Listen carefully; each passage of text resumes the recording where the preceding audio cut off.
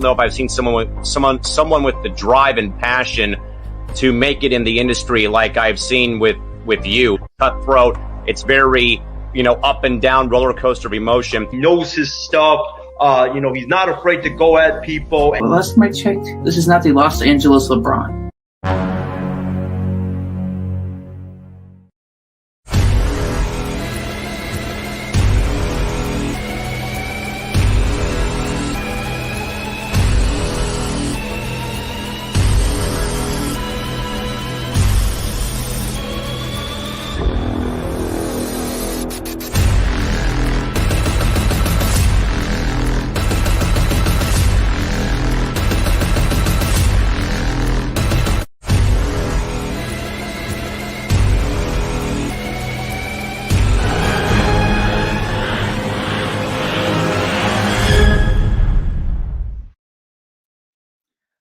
Well, hello there. Welcome to another episode of the John Allcorn Show here on the God Over Money Entertainment Network. I mean, man, oh man, there are no ways to describe this football game. There are no amount of words, emotions. My voice is hoarse, even though I only watched one quarter of the game.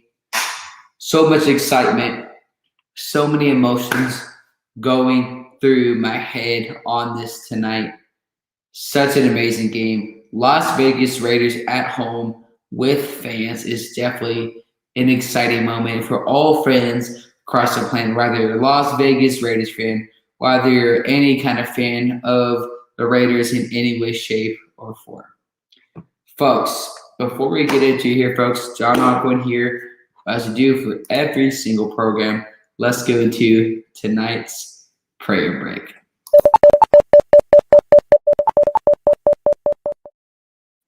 Lord, it is a very humbling lesson to learn. But Lord, I pray that when it doesn't go my way or when it doesn't go somebody else's way in the plans that they thought it would have, like they thought the game would go, that let your glory be shined, that no matter what, we will choose to praise you, because in the end, Lord, the whole war has already been won. Thank you, Lord, for this opportunity for more content here. In Jesus' name, amen. What a game here, folks, here, Monday Night Football. Before we get into that, we're going to get into our Bible verse of the night here. It is in Philippians 4, chapter 8. Again, Philippians 4, chapter 8. Finally, brothers, whatever is true, whatever is honorable, whatever is just, whatever is pure, whatever is lovely, whatever is commendable, if there's any moral excellence, and if there's any praise, dwell on these things. And the Jesus and God story, we'll talk about the NFL game tonight in terms of it didn't go the way that the Baltimore Ravens wanted it to. And a lot of times in life, we're going to have games. We're going to have situations, folks, that don't go our way. But in the end, God gets the credit and the glory. Games aren't going to go our way. I know this is frustrating for the Ravens, but so that the Ravens can have an exciting season. But without further ado, before we get into the program here tonight, if you have any prayer requests, you can text 281-675-5081, or you can send an email to one of our team members here at the God Over Money. It's the God Over Money Sports Network right now to get a new Gmail account. Any prayer request that is submitted here is private. We take that very seriously. As we know, sometimes some people go through some very hard times, and certain life situations tend to happen that we didn't think could transpire. We thank you all so much for the support. Let's go into tonight's game, Monday Night Football recap show here on the God Over Money Entertainment Network. Folks, I don't know if I could express enough how exciting this game was. I don't know if I can express how many times I screamed, how many times I jumped up and down. I don't know how many times I could explain what I was feeling. But tonight, in an overtime thriller, the Las Vegas Raiders win at home against Lamar Jackson and the Baltimore Ravens. It's kind of key quick takeaways. Again, this is going to be a quick 10, 15+ minute video here on Monday night post-game show. But what we're kind of seeing here is, yes, we can talk about fatigue on the Baltimore Ravens side, on the defensive side of the ball, and overtime, because you play in overtime. It's definitely rough. You play 4 quarters. But here's the thing. Despite all the injuries on the Baltimore Ravens side in terms of their running backs, you're barring Latavius Murray. Let's see what can happen with Le'Veon Bell. The biggest really concern for the Ravens, aside it being a close game and going all the way to overtime, is that the passing attack defense late in the game got tired. The passing attack defense for the Ravens later in the game got lazy, was kind of getting exhausted, inconsistent. And one of the biggest things in football, it's not physical, it's not anything else, it's the mental game. They were tired. They were thinking about so many things at once. You thought the game was over. You were to come back down the field. Lamar Jackson fumbled the ball yet again.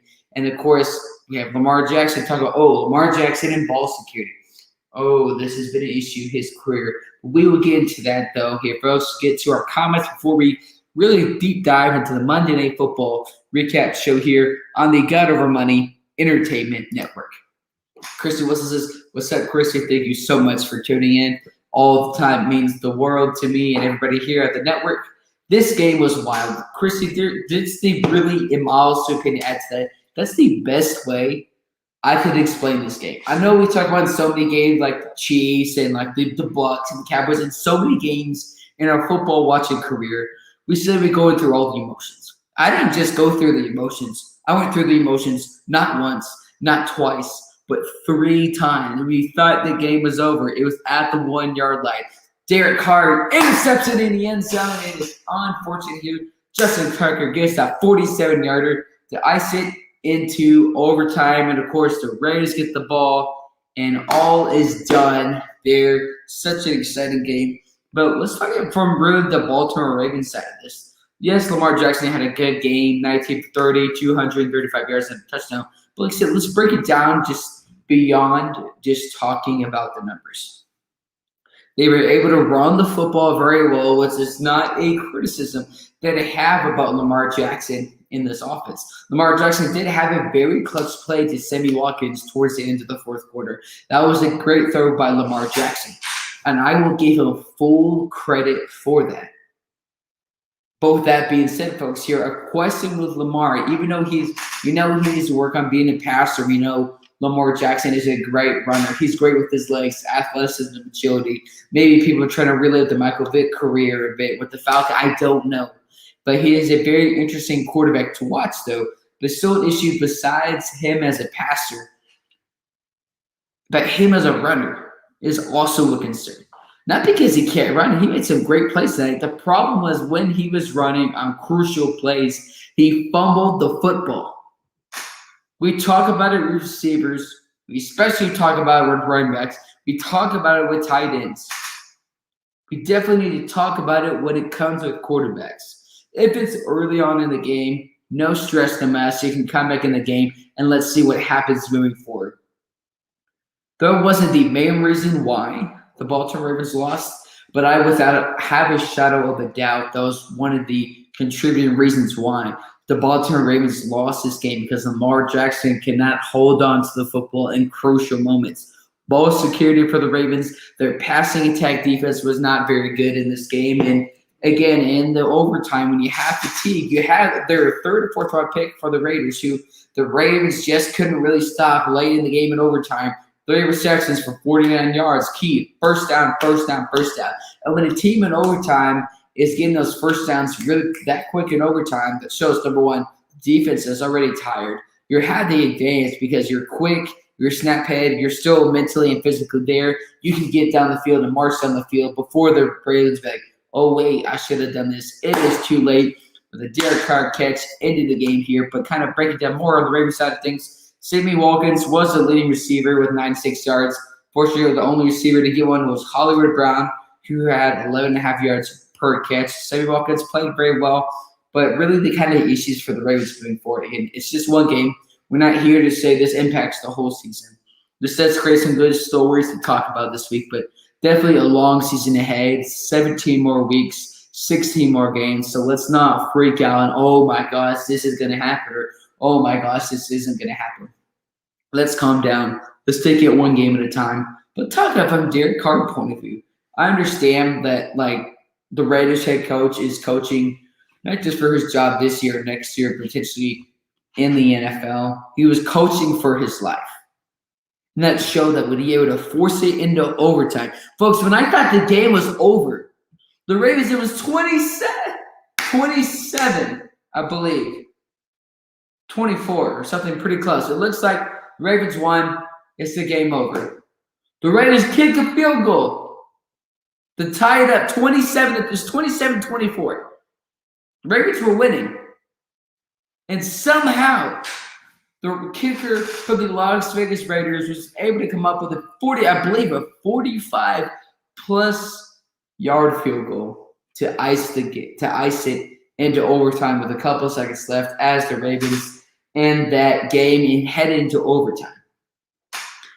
We talk about quarterbacks when they make mistakes in crucial second or third or fourth quarter games. But when good quarterbacks make those mistakes and they're able to overcome that in that game in a comeback, whether it's in a fourth quarter and overtime, that's how you know you're a very talented quarterback. But you look at it from Derek Carr's perspective. I understand the criticism from Raiders fans in terms of you want to have player success. You have a great roster. You got Ruggs, you got Jones, you got Hunter Renfrow, Darren Waller, all of these in your third or fourth round pick, I believe, in 2019-2020, who's going to have a breakout year for the Las Vegas Raiders this season. They have the weapons on offense and defense. Even talking about the defensive side of the ball, before we talk about from the Raiders side on the offense, and they will end the show on tonight's Final Thoughts. And so good news on the John Allcorn Show YouTube and the God Over Money Entertainment Network YouTube page stats. Max Crosby was a dog tonight. Max Crosby was the Crosby that the Raiders drafted in the third or fourth round in 2019. That's the defender they got and drafted, and that's the defender that played like that tonight for the Las Vegas Raiders. He was in Lamar Jackson's face. He was in the offensive line's face. He was pressuring the offensive line beyond their limits, and that's what you're looking for in a defensive player like Max Crosby coming out of Clemson, who Gruden loves those Clemson players, as Hunter Renfrow and as a couple of other players from past Raiders teams. Despite mistakes on both sides, the Raiders offense was able to recover it. Derek Carr, 435 yards, 2 touchdowns, 1 pick, which of course I believe was into overtime. It was close though, folks. It was almost about to be a tie game. Derek Carr throws an interception in the goal line in overtime. The Ravens defense gets the ball back. Like, oh no, the Ravens are going to come back and score a field goal, and it's over. But that doesn't happen, folks. What does the Raiders defense do yet again? They force Lamar Jackson to fumble the football. A key third, fourth down play. That set the tone. I was so excited. I know even though I'm critical about Lamar and the Ravens, I just continues to say for me that there's still a lot of concerns and the Ravens team, can they do this moving forward? But Christian Wilson, you hit the nail on the coffin there. The Raiders defense stepped up, though. Despite their mistakes, they were able to overcome those mistakes, and in overtime, were able to step up in overtime despite the Derek Carr interception when they were already 1 yard away from scoring. They were able to come back and stop Lamar Jackson and have Lamar Jackson fumble again on a crucial drive for the Baltimore Ravens that could have potentially sealed the game or iced the game even closer for the Ravens to winning the football game. Josh Jacobs, though, is a concern because, yes, it's just week 1. His projection was very low, 3.4 yards per carry, 2 touchdowns, though, so that kind of helps in fantasy football. Moving forward for the Las Vegas Raiders offense. Even though the numbers weren't very impressive for Kenny Drake, the point is he made those key 2 to 3 yard runs to help the Raiders. Marcus Mariota on early in the game had a clutch play here overall, so definitely very exciting here for the Raiders, getting a win in overtime, 33-27. But kind of the question is, before we go into tonight's Final Thoughts on the Monday Night Football post game show. If the Raiders can keep doing things like they're doing right now, not just in week 1, but in week 15, 16, 17, week 18, get 17 games, 16 more weeks for most of these teams that have played football.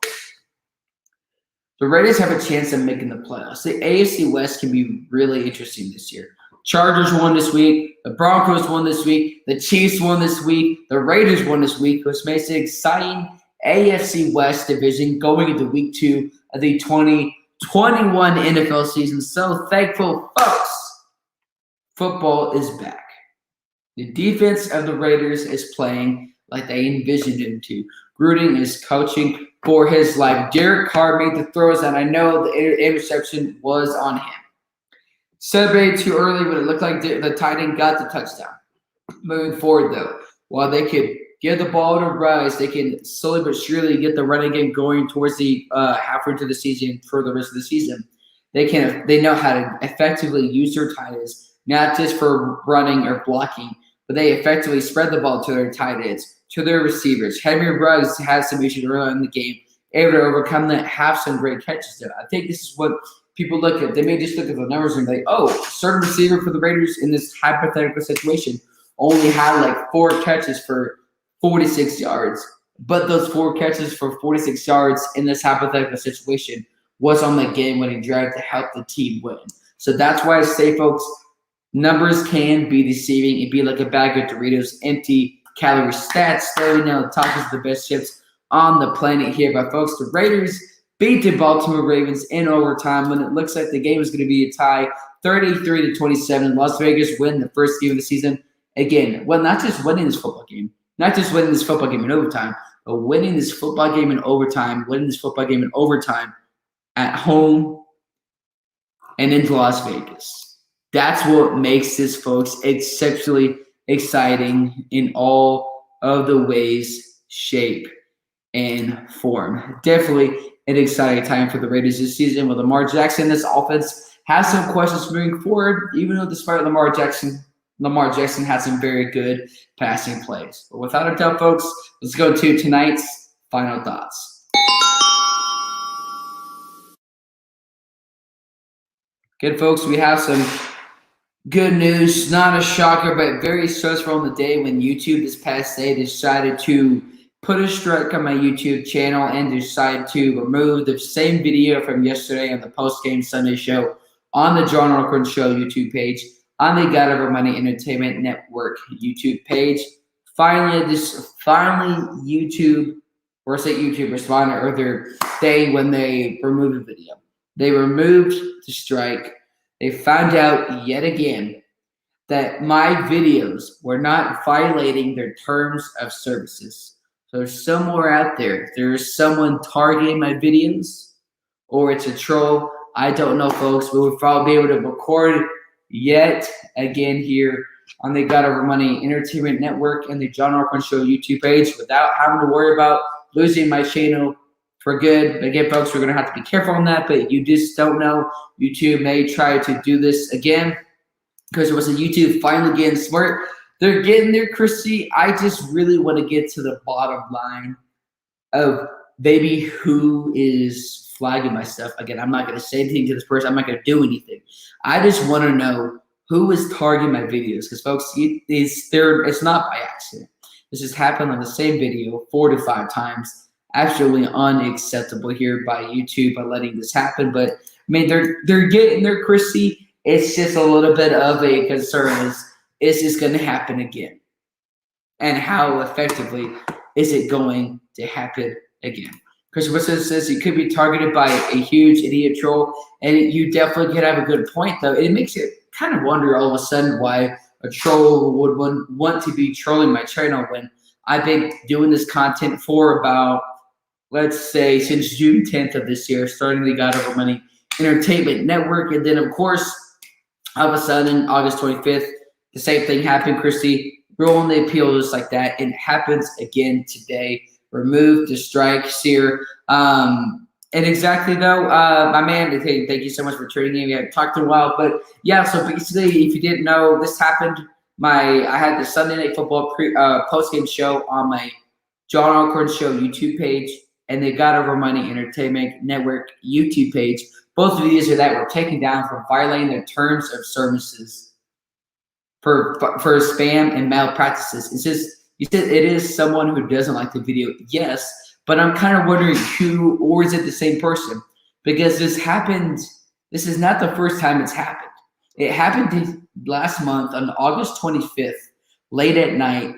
I don't know who. They removed the video for practices. I appealed it, and not 5 to 10 minutes later, I won that appeal. So I feel like it's a specific troll or specific person. I don't know who. I don't know. I'm just thinking outside the box here that somebody is not liking my channel or my content, but it's not. It really doesn't matter what they think or what they say, because we're going to continue the content. I'm going to continue to push harder. So hopefully we are good to go on that front. I just want to share that good news with y'all. Also, how about that Raiders game? Man, there was really, we just talked about it, but I kind of want to relay this before we end tonight's quick Monday Night Football post-game show here on the God Over Money Entertainment Network.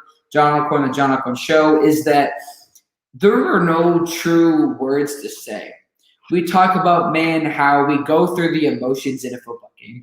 I didn't just go through the emotions. I went through the emotions in this game, not once, not twice, not 3 times, but 4 to 5 times. Just in this quarter alone, even going into overtime, this game is over. The Ravens are going to win by 3 points. The Raiders get the field goal to go into overtime. Derek Carr has an interception. Lamar Jackson fumbles it twice in this game. Derek Carr, touchdown pass to the tight end to effectively end the game. Overtime, week 1, not just in overtime, but beating the Ravens and beating the Ravens in your home stadium.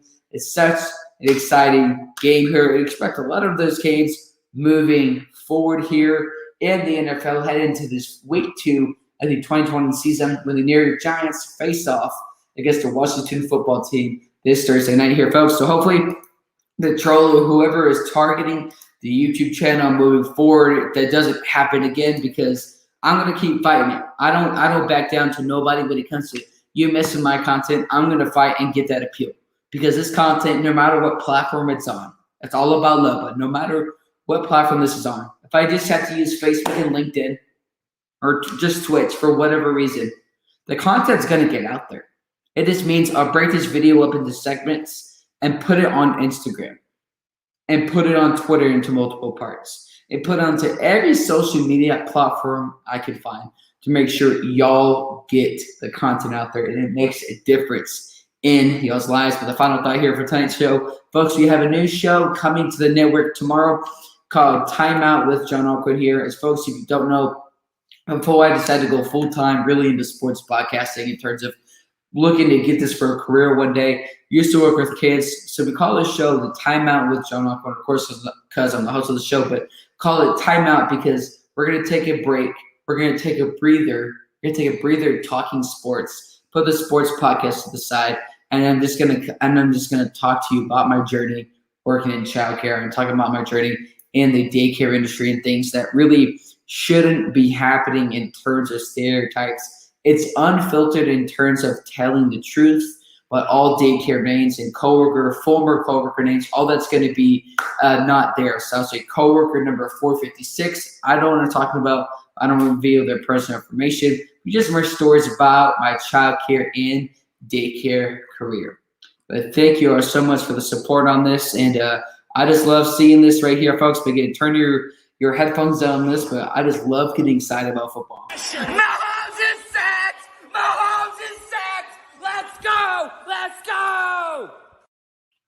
Thank you all so much for the support. John Allcorn Show. We'll see you tomorrow, 2:30 p.m. for the first ever episode of Timeout with John Allcorn on the God Over Money Entertainment Network Facebook and YouTube page, the John Allcorn Show YouTube page, and my personal Facebook page, and on the God Over Money Sports Network Twitch page. I will see y'all later.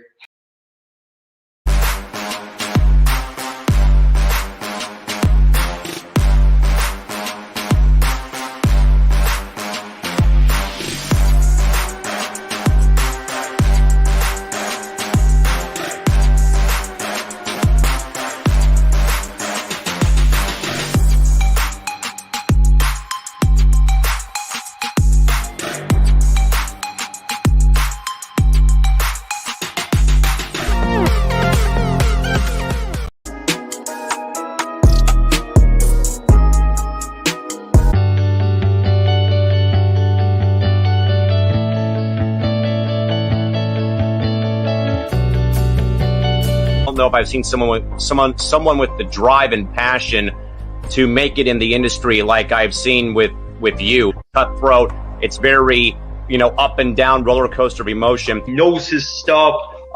He's not afraid to go at people. Well, last time I checked, this is not the Los Angeles LeBron.